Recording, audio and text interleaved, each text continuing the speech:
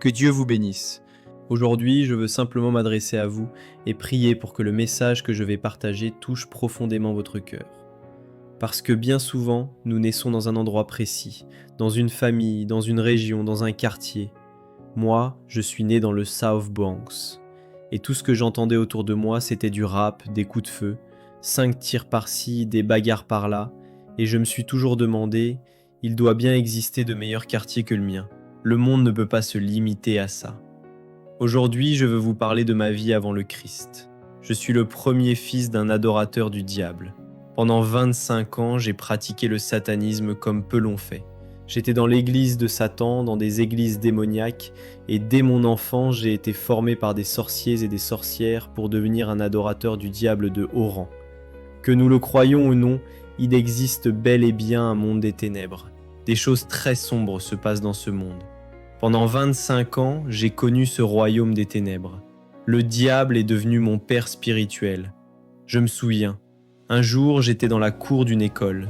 Il y avait un pasteur qui prêchait et imposait les mains aux gens. J'avais 7 ans et je me suis dit, j'aimerais que cet homme prie pour moi. Parce que mon père, lui, était un sorcier. Il battait ma mère, c'était un ivrogne, un alcoolique. Mon grand-père aussi. Chez nous, tout ce qu'on connaissait, c'était l'adoration du diable et des démons, le culte de la santeria et le spiritisme. À la maison, mon père mettait littéralement le feu au salon. Il nous faisait, moi et mes frères, sauter au-dessus des flammes pour nous purifier. Je voyais des démons chez moi. Ma mère était brisée, traumatisée par les coups.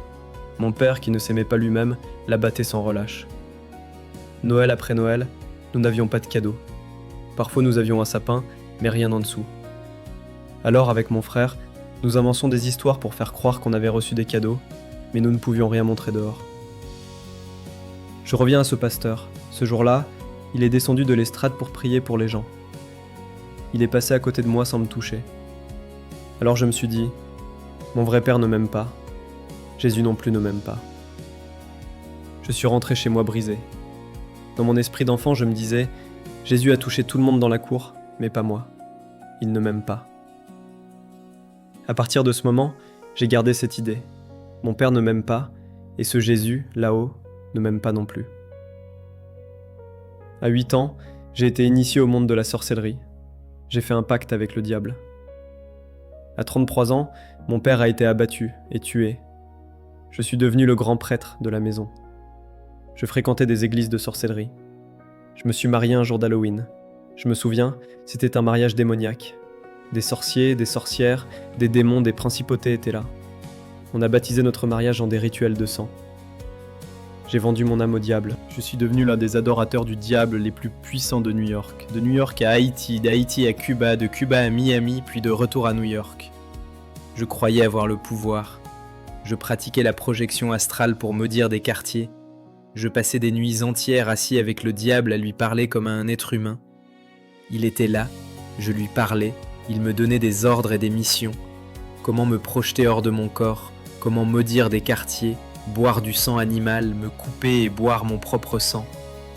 Encore aujourd'hui, si je vous montrais mon corps, vous verriez des marques sataniques gravées dans ma chair. J'ai dû verser mon sang pour signer le contrat de vente de mon âme au diable. C'était un parcours purement démoniaque.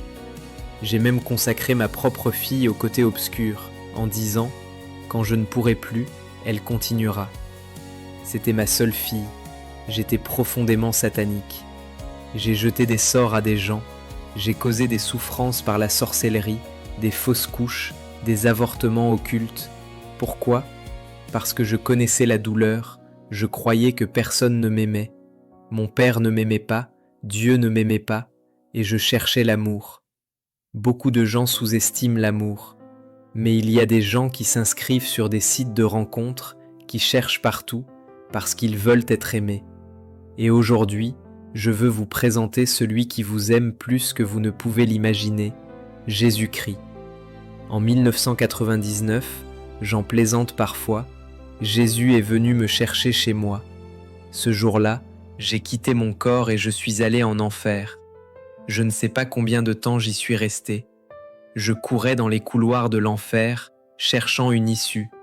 Le diable est apparu, il m'a dit « Je t'aimais, John, je t'aimais comme un père. Mais en vérité, le diable ne peut pas vous aimer, car vous êtes fait à l'image de Dieu, et il vous hait pour cela. Le diable me parlait dans l'enfer. Il me disait : « Sais-tu ce qu'il y a de particulier ici ? Quand tu marches sur le sol de l'enfer, le sol respire comme un être humain. L'enfer est un lieu où la peur est imprévisible. Elle s'enroule autour de vous comme une camisole de force. Sur Terre, la peur est différente. Vous glissez sur la glace, ou quelqu'un surgit derrière une porte, vous avez un sursaut, puis c'est fini.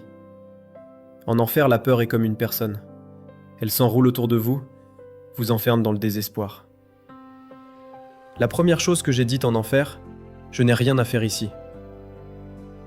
Mais en réalité, j'y avais ma place, à cause de mes actions, de mes choix, de ma haine, de ma sorcellerie et de mes pratiques occultes.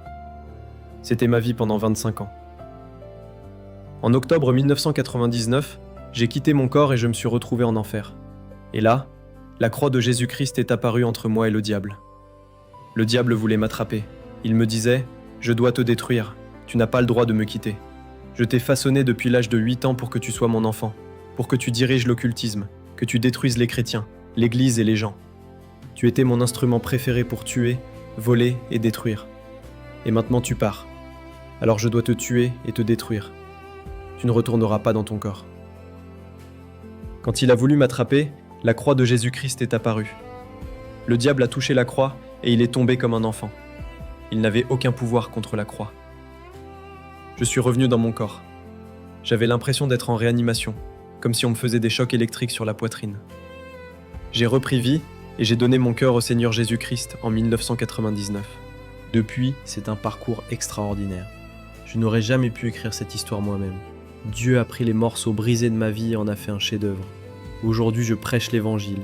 Je voyage à travers le monde pour toucher les vies et dire aux gens qu'ils ont un but, une destinée, un Dieu qui les aime plus qu'ils ne l'imaginent.